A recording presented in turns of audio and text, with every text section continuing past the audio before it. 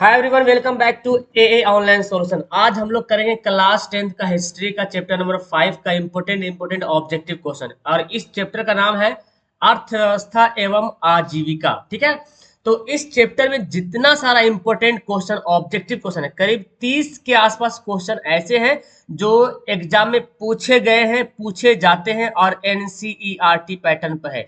यानी कि एनसीईआरटी किताब में जो छपा हुआ है ना क्वेश्चन, वो क्वेश्चन आपके सामने यहाँ पे रूबरू करने वाला हूँ। तो चलिए शुरू करता हूँ। मैं हूँ अशफाक और आपके लिए ये वीडियो काफी इंपोर्टेंट और हेल्पफुल होने वाली। इस वीडियो से, इस चैप्टर से भी आपको बहुत सारे क्वेश्चन देखने को मिलता है एग्जाम में। हर हाल में इस चैप्टर से एक दो क्वेश्चन तो रहता ही रहता है। ठीक है ना, अगर हिस्ट्री का सवाल आएगा तो रहेगा ही रहेगा। चलिए शुरू करते हैं। आप लोग पहली बार आए तो चैनल को सब्सक्राइब करना मत भूलिएगा, घंटा का बटन दबा लीजिएगा ताकि जब भी मैं क्लास चालू करूंगा आपके पास मैसेज चला जाएगा। ठीक है, सबसे पहला सवाल, ये जो सवाल है काफी इंपोर्टेंट है और पूछा गया एग्जाम में बहुत बार। इंग्लैंड में सभी स्त्री एवं पुरुषों को वयस्क मताधिकार कब प्राप्त हुआ? यानी कि इंग्लैंड में 1918 से पहले जो है महिलाओं को वयस्क सभी स्त्री एवं पुरुषों को वयस्क मताधिकार प्राप्त हुआ। यानी कि वयस्क मतलब यंग यंग लोगों का जो वोट देने का अधिकार जो था ना, 1918 से पहले नहीं दिया जाता था। और 1918 को जो है ना, उसी डेट को, उसी ईयर को जितने सारे वहां पे यंग मेल और फीमेल थे, खास करके स्त्रियों के बारे में आता है, तो उनको जो है वोट देने का अधिकार प्राप्त हुआ था 1918 में। ठीक है, आगे सवाल देखिए, प्राचीन में किस स्थल मार्ग से एशिया एवं यूरोप का व्यापार होता था? बहुत ज्यादा इंपॉर्टेंट है। और इस वीडियो में मैं जो वीडियो आपको देता हूं, जो भी वीडियो में प्रोवाइड करता हूं, उस वीडियो का हर एक क्वेश्चन इंपॉर्टेंट होता है। ठीक है ना, ऐसा नहीं कि फालतू फालतू सवाल आपके सामने, फालतू सवाल तो गाइड में मिल जाएगा, लेकिन वीडियो फिर मतलब ही क्या रहा वीडियो का, फिर जब गाइड वाले ही पूरी बातें छाप दूं तो यहाँ पे जो फेक सवाल आता है, जो उतना एग्जाम में को वैल्यूबल नहीं रहता, उसको मैं छाड़ देता हूँ पहले।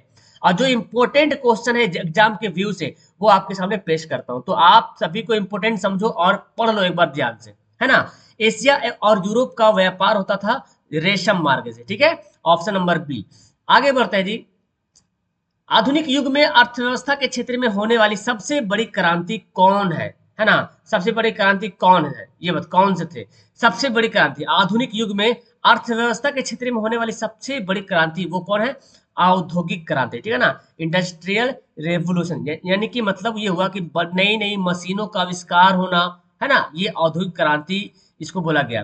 तो आधुनिक युग में अर्थव्यवस्था के अगर क्षेत्र में सबसे बड़ी क्रांति आई तो इसको बोलते हैं औद्योगिक क्रांति। यानी कि नई नई मशीनों का आविष्कार होना, नए प्रकार के मशीनों का खोज होना। जैसे कि जैसे कि आप देख ले, बहुत सारे मशीन काम के यूज में आता है ना। जैसे कि आप वास्प इंजन देख लीजिए ना, वास्प इंजन हो गया, हम फिर सेफ्टी लैंप हो गया, बहुत सारा जो है आविष्कार आता है इसके अंदर। अंतर्राष्ट्रीय श्रमिक संगठन की स्थापना किस वर्ष हुई थी? इसको बोलते हैं इंटरनेशनल लेबर ऑर्गेनाइजेशन, ILO। ठीक है ना, इंटरनेशनल लेबर ऑर्गेनाइजेशन, ILO। 1919 में इसकी स्थापना हुई थी और इसका मुख्यालय कहाँ है? जेनेवा में है, जो कि बोलते हैं स्विट्जरलैंड में। ठीक है ना, स्विट्जरलैंड में है।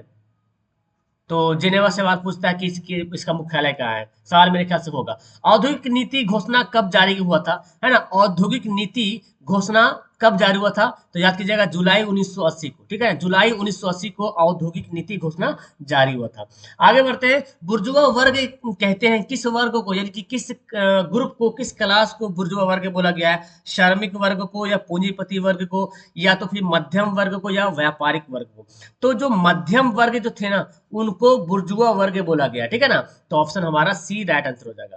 आगे देखिए, इंग्लैंड में औद्योगिक क्रांति किस उद्योग से प्रारंभ हुई थी? किस क्रांति से, किस उद्योग से, किस इंडस्ट्रियल से जो है औद्योगिक क्रांति शुरू हुई थी? तो माना जाता है वस्त्र उद्योग से, है ना। कपड़ा वाला जो उद्योग था ना, उससे जो है औद्योगिक क्रांति की शुरुआत हुई थी। उसके बाद फिर बहुत सारे क्षेत्रों में, बहुत सारे उद्योग में क्रांति देखने को मिला। ठीक है ना, तो ये सब के सब औद्योगिक क्रांति में ही आएगा। लेकिन शुरू किससे हुआ था? कपड़ा से हुआ था, वस्त्र उद्योग से शुरू हुआ था। इंग्लैंड में चार्टिस्ट आंदोलन कब हुआ था? चार्टिस्ट आंदोलन कब हुआ था इंग्लैंड में? तो याद कीजिएगा 1838 में। ठीक है ना, उतना ज्यादा इंपॉर्टेंट नहीं, लेकिन फिर भी आप एक बार पढ़े तो दिमाग में सेट हो जाएगा। 1838 में चार्टिस्ट आंदोलन हुआ था। आगे देखिए, स्पेनिंग जेनी का आविष्कार कब हुआ था? बहुत ज्यादा इंपॉर्टेंट है। आपको गाइड में इसका आंसर गलती मिलेगा देखने के लिए, ये वाला आंसर मिलेगा गाइड में। लेकिन कभी आप गलती से किताब खोलिए, हिस्ट्री वाला किताब खोलिए, और उसमें जो पहले ही शुरू में ही जो चैप्टर है ना 5, उसमें पढ़ोगे तो वहां पे लिखता है कि हम्फ्री जेम्स हम हरग्रीव्स ने 1770 में स्पेनिंग जेनिंग का आविष्कार किया था, ठीक है, 1770 में। भारत में न्यूनतम मजदूरी कानून किस वर्ष से पारित हुआ है? बहुत इंपॉर्टेंट सवाल। भारत में न्यूनतम मजदूरी कानून किस वर्ष से पारित हुआ था? तो याद कीजिएगा 1948 में। 1948 में मजदूरों के लिए न्यूनतम मजदूरी कानून हुआ था, यानी कि मजदूरों को कम से कम उतना मजदूरी तो मिलना ही मिलना है। एक होता है ना फिक्स मजदूरी, कि जैसे कोई भी मजदूर हो, चाहे कितना बड़ा स्ट्रॉन्ग मजदूर हो या कोई लागर मजदूर हो, लेकिन उसका फी जैसे मान लेते कि तब 150 रुपये फी है, तो 150 रुपये तो हर हाल में उसको मिल कंपलसरी, उसके बावजूद उसके बाद जितना काम करेगा उतना फी मिलेगा उसको। तो ये कहो तो इसको बोलते हैं न्यूनतम मजदूरी कानून, 1948 में लागू हुआ था। 1917 में भारत में पहली जूट मिल किस शहर में स्थापना हुई थी? बहुत ज्यादा इंपॉर्टेंट सवाल पूछा गया है कि 1917 में भारत में पहली जूट मिल कहाँ हुई थी? कलकत्ता में। पहली जूट मिल की स्थापना 1917 में भारत में हुई थी, यानी कि 1917 में जो जूट मिल की स्थापना हुई थी वो हुई थी कहाँ? कलकत्ता में हुई थी। आगे बढ़ते हैं। औद्योगिक क्रांति का सबसे पहले प्रयोग किस व्यक्ति ने किया था? हालांकि ये सवाल अब तक नहीं पूछा है, लेकिन जान लीजिए लुई ब्लां, ठीक है ना, लुई ब्लां ने औद्योगिक क्रांति का सबसे पहला प्रयोग किया था। आगे स्पेनिंग जेनिंग का आविष्कार किसने किया था? बहुत ज्यादा इंपॉर्टेंट सवाल पूछा गया है कि स्पेनिंग जेनिंग का आविष्कार किसने किया था? तो आपको मैंने बताया था जेम्स हारग्रीव्स ने 1770 में, ठीक है ना। तो जो डेट पूछता है ना बाबू, जेम स्पेनिंग जेनिंग का डेट ज्यादा कर पूछता है, और किसी चीज का आविष्कार का डेट नहीं पूछता है, लेकिन स्पेनिंग जेनिंग का डेट बहुत बार पूछा है एग्जाम में, और आविष्कारक का नाम तो खैर आपको याद ही रखना है। आगे बढ़ते हैं। अखिल भारतीय ट्रेड यूनियन कांग्रेस की स्थापना कब हुई थी? AITUC, all India trade union Congress, ठीक है ना। इसकी स्थापना, इसकी स्टैब्लिश जो है कब हुई थी? तो इसकी हुई थी 1920 में स्थापना, ठीक है। अखिल भारतीय ट्रेड यूनियन कांग्रेस की स्थापना हुई थी 1920 में हुई थी। आगे देखिए सवाल, जमशेदजी टाटा ने Tata iron and steel company की स्थापना कब हुई थी? ये भी सवाल बहुत बार पूछा गया और आपको ऑब्जेक्टिव में भी देखने को मिलता है ये सवाल, कि जमशेदजी टाटा ने Tata iron and steel company, TISCO, Tata iron and steel company, देखिए टिस्को बोला गया इसको, ठीक है, Tata iron and steel company, इसकी स्थापना जो है 1907 में, ठीक है ना, 1907 में। और जमशेदजी टाटा तो समझ झारखंड के ही है, ये झारखंड में स्थापना हुई थी 1907 में।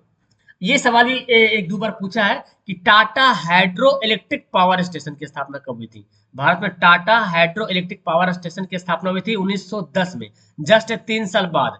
जब टाटा टिस्को की जब स्थापना हुई थी, Tata iron and steel company की स्थापना हुई थी, उसके 3 साल बाद Tata hydro electric power station की स्थापना हुई थी, ठीक है, 1910 में। भूलिएगा नहीं, सवाल बहुत ज्यादा इंपॉर्टेंट है, और ये भी सवाल एनसीईआरटी किताब में छपा हुआ सवाल है कि भारत में कोयला उद्योग प्रारंभ कब हुआ था।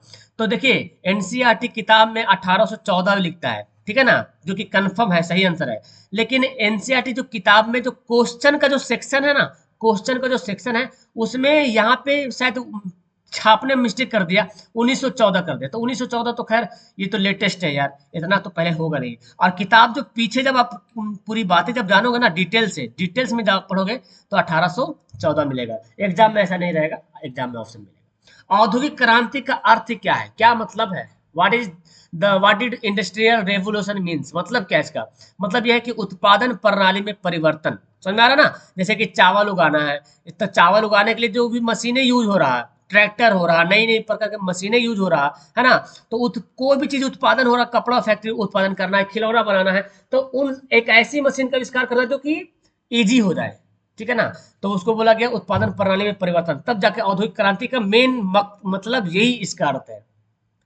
भारत में पहली सूती मिल कहाँ स्थापित की गई थी? और याद कीजिएगा सूती मिल की स्थापना हुई थी मुंबई में हुई थी, और इसलिए मुंबई को सूती नगरी के नाम से जानते हैं, ठीक है ना, सूती नगरी, याद कीजिएगा, सूती नगरी मुंबई को बोलते हैं ये।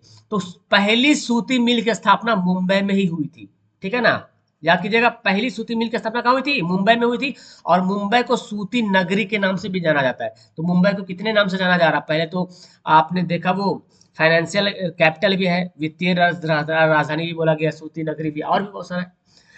राष्ट्रीय श्रम आयोग की स्थापना किस वर्ष की गई थी? राष्ट्रीय श्रम आयोग, नेशनल लेबर कमीशन की स्थापना कब हुई थी? 1962 में। ओके, नेक्स्ट सवाल है, जेम्स वाट ने किस यंत्र का आविष्कार किया था? ये सवाल पूछता है। जेम्स वाट ने जो है वाष्प इंजन का आविष्कार किया था, ठीक है ना, वाष्प इंजन। एक आता वाष्प चलित इंजन, तो उसका अलग है। जेम्स वाट बोलेगा तो वाष्प इंजन, ठीक है ना, और वाष्प चलित के लिए अलग है, वो नाम आपको देखने को मिलेगा, डोंट वरी। औद्योगिक क्रांति सबसे पहले किस देश में हुई? तो ये सबसे पहले जो इंग्लैंड में हुई थी। ओके, औद्योगिक क्रांति जो हुई थी, जो शुरुआत हुई थी औद्योगिक क्रांति की, वो सबसे पहले इंग्लैंड से ही शुरू हुई थी, ठीक है ना, और फिर पूरी दुनिया में फैल गई। तो ऑप्शन हमारा ए राइट आंसर होगा। फ्लाइंग शटल का आविष्कार किसने किया था? फ्लाइंग, ये भी सवाल पूछा वो है, फ्लाइंग शटल का आविष्कार किसने किया था? तो फ्लाइंग शटल का आविष्कार किया था जॉन के ने। देखिए किसने किया था? जॉन के ने। जेम्स वाट तो पढ़ चुके हैं, वास्प इंजन, और अब्राहम डर्वी ये तो उतना कोई खास नहीं है, ये दोनों उतना कोई खास नहीं है, ठीक है ना। जेम्स वाट काफी है, और हम्फ्री डेवी भी पढ़ा आपने। भारत में पहला फैक्ट्री कानून कब बना? ये भी सवाल पूछा गया एग्जाम में कि भारत में पहला फैक्ट्री कानून को कभी कभी फैक्ट्री एक्ट भी लिखते हैं, ठीक है ना। एक्ट के मतलब कानून होता है, ठीक है। तो भारत में पहला फैक्ट्री कानून 1881 में बना था। कब बना था? 1881 में बना था। तो ऑप्शन हमारा सी हो जाएगा। नेक्स्ट है, भारत में पहली कपड़ा मिल 1854 में किसने खोली? देखिए अब आपको पता चल गया कि भारत में पहली कपड़ा मिल की स्थापना 1854 में हुई थी। और कहाँ हुई थी? यही हुई थी, मुंबई में हुई थी। और किसने किया था? काउसजी नानाजी दाभार, इसका आंसर ये होगा, इन्होंने स्थापना किया था। सेफ्टी लैम्प का आविष्कार किसने किया था? देखिए सेफ्टी लैम्प, इसका आविष्कार किया था हम्फ्री डेवी ने। तो समझ में आ रहा नाम है ना, हम्फ्री डेवी ने सेफ्टी लैम्प का आविष्कार किया था। ये सवाल बहुत ज्यादा इंपॉर्टेंट, ये सब सवाल पूछा गया एग्जाम में, ठीक है ना, तो इसको ध्यान में रखिएगा। अंतर्राष्ट्रीय मजदूर दिवस तो खैर पूछता है, बार बार पूछता है, और आपके किताब में, आपके सिलेबस में देखा था तो 4-5 गो डेट है जो कि पूछता है एग्जाम में। तो मैं बता देता हूँ, अंतर्राष्ट्रीय मजदूर दिवस तो जान रहे 1 मई, एक आता 8 मार्च आता है ना, महिला दिवस है कि नहीं, महिला दिवस आता 8 मार्च आता है। एक तो 1 मई हो गया, 1 मई आ गया मजदूर दिवस आ गया। एक आता 15 मार्च, उपभोक्ता दिवस है कि नहीं, उपभोक्ता दिवस आता है। एक आता है 22 मार्च, जल दिवस। पूछ सकता है, नहीं भी पूछ सकता, कोई नहीं है। 5 जून, 22 मार्च है। 5 जून पर्यावरण दिवस, पर्यावरण भी पूछा है बहुत बार, ठीक है ना, पर्यावरण दिवस। इसके अलावा तो और उतना नहीं कोई खास है जो पूछता है जी, ठीक है ना। ये 4-5 डेट है जो कि एग्जाम में पूछता है, एग्जाम में आता है। वाष्प चलित रेल इंजन का आविष्कार किसने किया था? वाष्प चलित यानी कि वाष्प चलित और वाष्प इंजन में बहुत डिफरेंट है। एक होता सिर्फ वाष्प इंजन, तो वाष्प इंजन बोलेगा तो फिर क्या हो जाएगा? जेम्स वाट हो जाएगा। वाष्प चलित बोलेगा तो जॉर्ज स्टीफेंसन, ठीक है। ये दोनों बातों को ध्यान में रखेगा। वाष्प चलित बोलेगा तो जॉर्ज स्टीफेंसन, और वाष्प इंजन बोलेगा तो जेम्स वाट। मुंबई में प्रथम सूती कपड़ा मिल किस वर्ष स्थापित हुई थी? तो 1854 में। सेपरेट ऐसा भी सवाल पूछता है, इसलिए मैंने इस सवाल को दे दिया कि ऐसा भी सवाल पूछता है सेपरेट करके। पावर लूम का आविष्कार किसने किया था? ये भी सवाल पूछा है, मेरे ख्याल से 2022 में सवाल आया है।